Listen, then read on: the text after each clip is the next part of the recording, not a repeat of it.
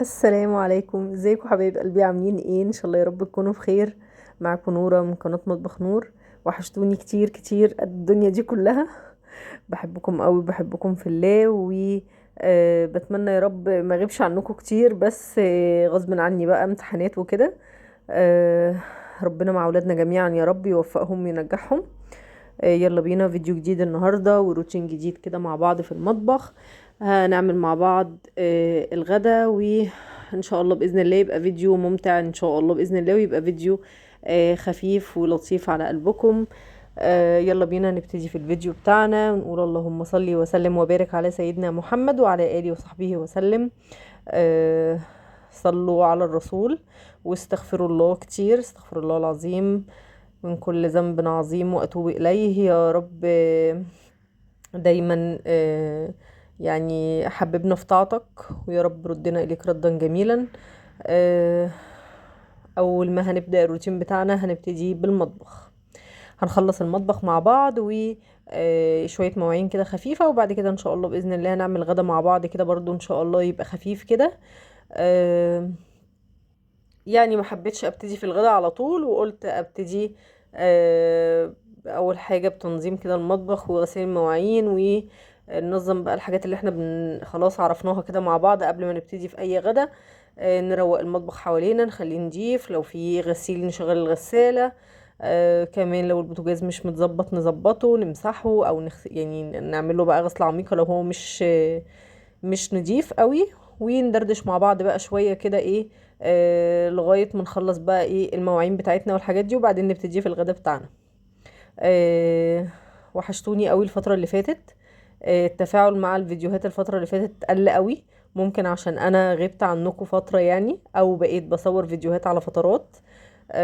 كل كام يوم بنزل فيديو، وانا بحاول على قد ما اقدر ان انا ما اعملش كده، بس طبعا غصب عني موضوع الالتزام دلوقتي في الفيديوهات بسبب يعني اهتمامي شوية مع الولاد بالدراسة والدروس والمذاكرة وكده، فمش عارفة ان انا اسجل لكم فيديو كل يوم او اصور فيديو كل يوم.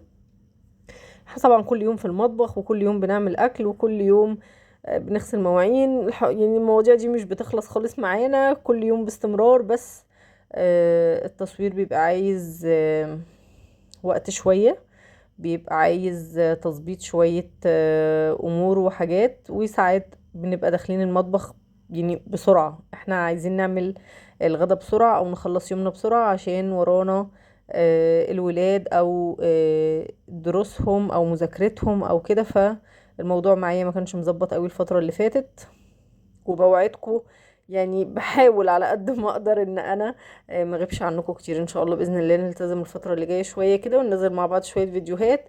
وبرضو تعذروني لما اغيب عنكم، مش بغيب غير غصب عني يعني، بسبب ظروف الحياه العاديه يعني. قولوا لي بقى عاملين ايه في الشتاء والسقعة. الجو الشتاء طبعا قليل قوي السنة دي. كل كام يوم كده ممكن يعني حاجة بسيطة خالص، الأرض بس كده تتبل شتاء بسيط، وبعد كده بعد شوية بتنشف والدنيا بتبقى تمام يعني. بس السقعة بالليل طبعا موجودة، يعني الجو سقعة سقعة. عاملين ايه بقى في السقعة دي؟ وبتتعاملوا ازاي ان انتوا يعني ايه الافكار بتاعتكم ان انتوا تدفوا البيت وتدفوا يعني يبقى اجواء البيت كلها دفى كده؟ بتعملوا ايه؟ آه انا واحده من الناس بعمل ايه، باجي مثلا المغرب كده وبقفل خلاص الشبابيك والبلكونات، بقفل الستاير.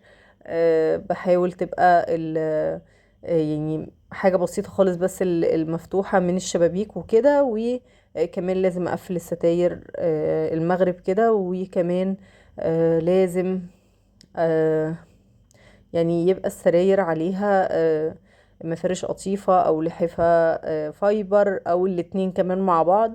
بحس ان الشقة بتدفى اكتر، وكمان آه، الاوض بتدفى اكتر. طبعا كلنا نظمنا وفرشنا فرش الشتاء، سواء سجاد او ستاير تقيلة او مفارش قطيفة والحفا فايبر، كل الحاجات اللي هي بتاعت الشتاء كلنا يعني جهزناها قبل آه، الشتاء وظبطناها. نحاول على قد ما نقدر بقى ايه نقفل الشبابيك بتاعتنا والبلكونات المغرب كده. طبعا دي سنة طبعا، ان احنا نعمل كده عشان طبعا منعا ل يعني دخول الشياطين او حاجة. ف فهي حاجة كويسة، يعني هي حاجة حلوة. يعني انا بقالي فترة مواظبة عليها ان انا بقفل الشبابيك مع المغرب وبقفل الستاير وكده. وبصراحة حاسة بفرق، يعني انا حاسة بفرق كبير من ناحية الراحة النفسية في البيت يعني. بس هي حاجة بسيطة حبيت ان انا اقول لكم عليها. بس انا بقالي مدة مجرباها يعني من قبل الشتاء كمان، وانا مجرباها وحاسة ان هي فرقت معايا في الراحة النفسية في البيت يعني. بس يا حلوين بقى، احنا هنخلص كده شوية المواعين دول مع بعض، و بعد كده بقى ان شاء الله نبتدي ان احنا نعمل الغدا سوا. آه، نرجع تاني بقى للتفاعل مع الفيديوهات. التفاعل مع الفيديوهات قل خالص الفترة اللي فاتت. دي حاجة طبعا مزعلاني يعني. فترة طويلة قعدت ملتزمة معاكم في تنزيل الفيديوهات، وكان التفاعل ما شاء الله كان عالي جدا. وبعد كده حصل يعني ظرف كده، عندي انا حالة نفسية مش متظبطة، قعدت فترة منزلش معاكم فيديوهات. بعد كده رجعنا تاني التزمنا ان احنا ننزل فيديوهات. فالتفاعل في الفترة اللي انا قطعت فيها، هي مش فترة طويلة، هي تقريبا ست يعني 5 6 ايام كده. بس التفاعل قل بعديها بقى في المتابعة او المشاهدة للفيديوهات. فالحاجة دي مزعلاني جدا يعني. حاسة ان انا يعني هو الموضوع مش يعني مش مجهود جبار وكده ان هو بيضيع او حاجة، بس الموضوع ان هو آم، فين فين الناس الحلوة اللي كانت متابعاني. يعني في ناس كتير متابعة، وفي ناس كتير متابعة الفيديوهات اول ما بتنزل وكده، بس التفاعل قل جدا جدا. بتمنى ان انتوا ترجعوا تتفاعلوا تاني مع الفيديوهات وتتفرجوا عليها. الفيديوهات كلها عبارة عن وصفة حلوة بنعملها مع بعض، وصفة أكلة حلوة، روتين تشجيعي مع بعض في المطبخ، بننظم حاجة، بنعمل حاجة، بندردش مع بعض. الفيديوهات كلها عبارة عن كده. بحاول أقدم لكم وصفة لذيذة، حاجة أكون عارفاها أفيدكم بيها، أتشجع معاكم بروتين أو حاجة في المطبخ. روتيني مقتصر على المطبخ بس. فحاجات كلها لذيذة يعني. إن شاء الله بإذن الله يرجع التفاعل تاني مع الفيديوهات. أنا متفائلة خير يعني إن شاء الله. كل ما أحس خلاص مش هزيمة، بس احس ان انا يعني يأس شوية نوعا ما، ان انا لا حاسة ان انا يعني احبطت من عدم التفاعل وكده الفترة اللي فاتت. ارجع تاني حاجة تخليني لا استمر وابقى عايزة اكمل وابقى عايزة اطلع تاني معاكم. فاكيد ده مش فراغ، ده اكيد ربنا بعت لي اشارة ان انا لا اكمل ما يأس. ف حاجة جوايا بتخليني لا عايزة اكمل تاني. يعني كل ما اقول لا خلاص هوقف، ارجع اقول لا هكمل تاني. آه، ده مش فراغ، انا عارفة. انا حاسة ان ربنا يعني يعني عايزني افضل شجاعة ومكملة. وحتى لو عدد صغير جدا اللي متابع الفيديوهات في الفترة الحالية، فانا راضية بالعدد ده، مش زعلانة.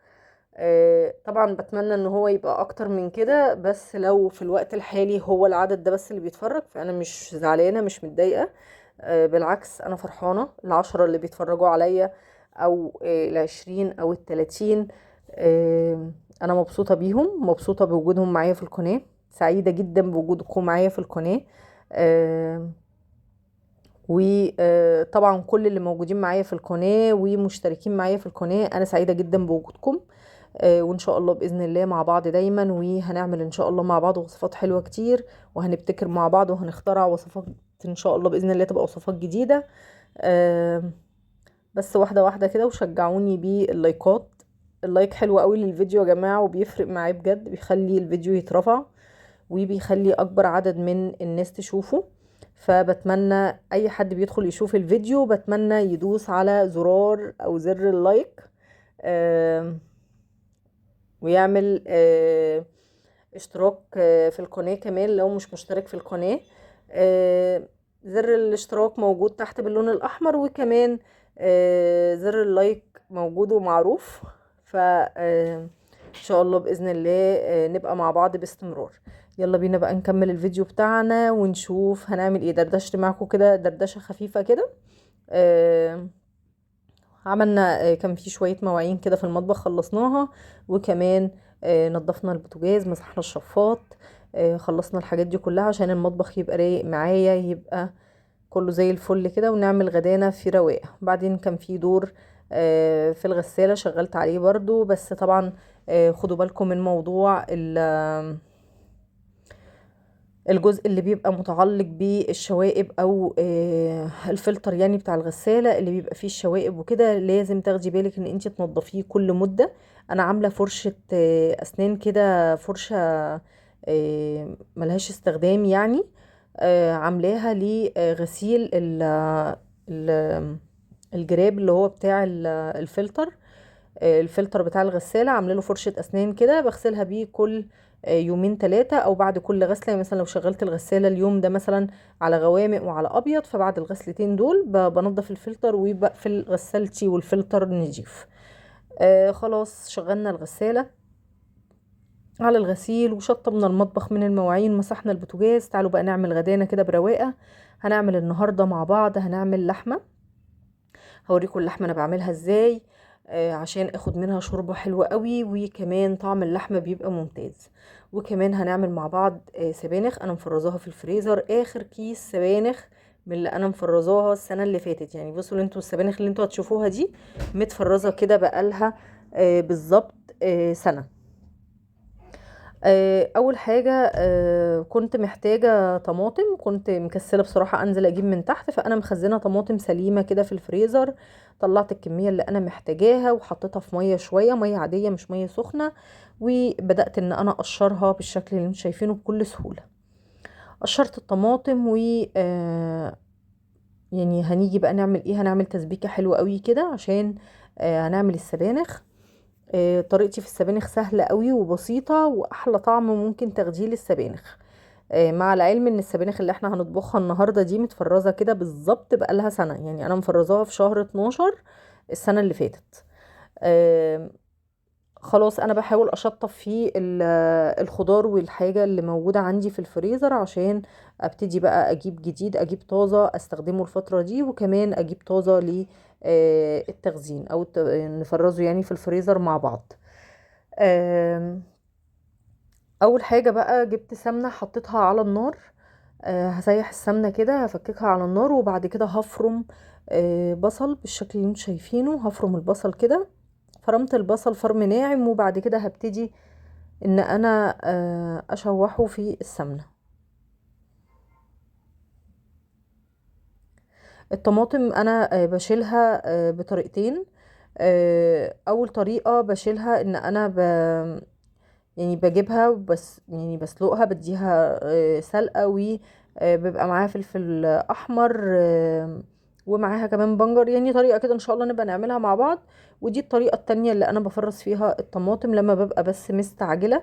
بجيب الطماطم سليمة زي ما هي كده وبشيلها في الفريزر، لما بحتاج بطلع الكمية اللي انا عايزاها.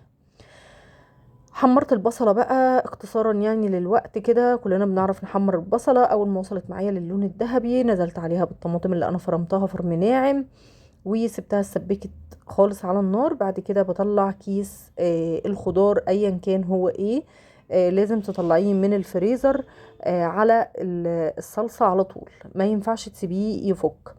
بصي لونها اللهم بارك، لونها حلو قوي واخضر. على فكرة هي الكاميرا كمان مغمقة لونها شوية، هي لونها اخضر فاتح. يعني لو ركزتوا في الصورة شوية هتشوفوا درجة اللون بتاعتها. طلعت السبانخ من الفريزر على الصلصة على طول، وبدأت ازود مغرفتين كده 3 شوربة، وهسيبها بقى تفك معايا على نار هادية خالص. وبعد كده هنعمل الطشة بتاعتها مع بعض. كده اللحمة معايا على النار بتستوي. اللحمة بنشوحها بحلة فاضية على النار، عشان ممكن اللقطة دي انا ما اتكلمتش فيها. حلة فاضية على النار، وبدأت احط فيها كمية اللحمة بتاعتي، ومعاها طماطمية متقطعة 4 كده، وكمان بحط معاها بصل سليم كده، بيبقى حجمه صغير شوية، وكمان بشوحها كويس قوي فلفل اسود مع بعض. واول ما تتشوح اللحمة معايا وتغير لون كويس قوي، وابتدي اشم ريحة تشويحة اللحمة، ببتدي انزل عليها بقى بمية مغلية وبسيبها تستوي. وكل ما تحتاج مية مغلية بعمل لها بغلي مية وبضيفها عليها لغاية ما تستوي خالص. قبل ما اطفي عليها ب5 دقايق بضيف الملح. آه خلاص كده اللحمة بتستوي على النار. حلة تانية بقى فيها بنحمر شوية كده شعرية عشان نعمل شوية رز بالشعرية حلوين. بس تعالوا برضو نكمل السبانخ على النار بتتفكك معايا زي ما انتوا شايفين كده. وهعمل بقى طشة التوم بتاعتها. طشة التوم بعملها ازاي؟ معلقة سمنة كده مناسبة، يعني معلقة سمنة كبيرة حلوة، هضيف عليها التوم وهبتدي احمره كويس قوي. اول ما ياخد اللون الاصفر الفاتح هبتدي انزل بيه على السبانخ، وبعديها هطفي النار على طول. خلاص كده حمرت الشعرية، وحطيت كمان عليها، غسلت الرز وحطيته عليها وضفت الملح. رز بشعرية سهل جدا وكلنا بنعرف نعمله. اهم بس تركية فيه ان احنا لما بننزل بكمية الرز على الشعرية بنقلبه شوية كده، عشان الرز يتغلف معايا بكل كل حباية رز تتغلف بالسمنة كويس قوي. وبعد كده بقى لما بحس ان هو خلاص اتقلب كويس وتمام، ببتدي انزل عليه بكمية المية المغلية المناسبة ليه. آه، بس بقلبه بقى وبسويه ان هو الدنيا تبقى تمام كده، مفيش رز طالع على حروف الحلة او حاجة. وبعد كده بغطي عليه وخلاص كده بيبقى، هسيبه بقى يتشرب وخلاص كده. خلاص كده سبت الرز كده، الرز على النار بيستوي وكمان اللحمة بتستوي. حاولي وانتي واقفة على البوتاجاز تبقى ايدك في اكتر من حاجة لو هتعملي كذا صنف او كذا حاجة، عشان تخلصي كله مرة واحدة. بعد ما السبانخ خلاص اتفككت تماما، بدأت ان انا انزل عليها بكزبرة خضراء، قطعتها كده تقطيع ناعم ونزلت عليها على طول. في المرحلة دي الرز مش بقلبه، الرز انا بس يعني بعمل له تفتيحة صغيرة بس كده من الجناب، عشان لو في اي زيادات من السوائل او المية على وش الحلة تنزل للقاع والرز معايا يتشرب كويس جدا. خلاص كده حطيت الكزبرة على السبانخ وظبطت الملح بتاعها، وكمان التومة معايا بحمرها تحمير فاتح، يعني تبقى صفرها اصفر فاتح، يعني ما غمقش قوي التومة عشان ما تمررش معايا الوصفة او الاكل. بحمرها كده بالشكل اللي انتم شايفينه. الكاميرا هنا على فكرة درجة اللون بتغير مع الكاميرا. بصوا اول ما اخدت اللون الذهبي الفاتح ده بدأت بقى ايه اطش الطشة بتاعة السبانخ زي ما انتم شايفين كده.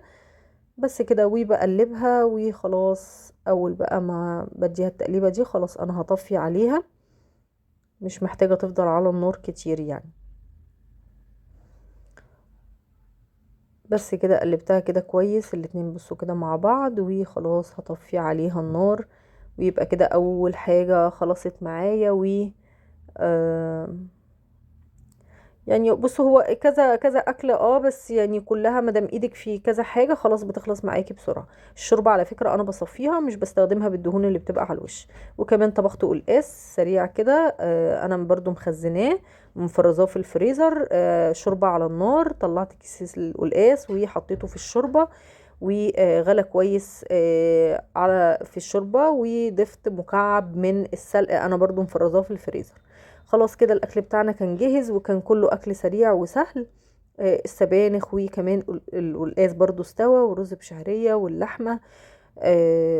كمان لسه بقى هغرف رز تاني وهغرف خضار تاني وهغرف شوربة، بس عشان الرخامة كانت ضيقة معايا، الناحية التانية كنت حاطة فيها، كنت مشطبة المطبخ وحاطة يعني المواعين تتصفى، فما كنتش عارفة افرد الاكل كويس اوريهولكم بعد ما غرفته. الاكل كان لذيذ وكان حلو، خلصنا الحمد لله، اتغدينا. الف حمد وشكر والف هنا وشفا للي اكل. اتغدينا خلاص وخلصنا، وفضيت باقي الاكل بقى. يعني خلاص قفلت الحلل بتاعتي الموجودة على البوتاجاز، مسحت البوتاجاز بتاعي تاني، وغسلت المواعين وشطبت المطبخ وكنست الأرض، والمطبخ بقى زي الفل. واشوفكم دايما على خير ومع السلامة.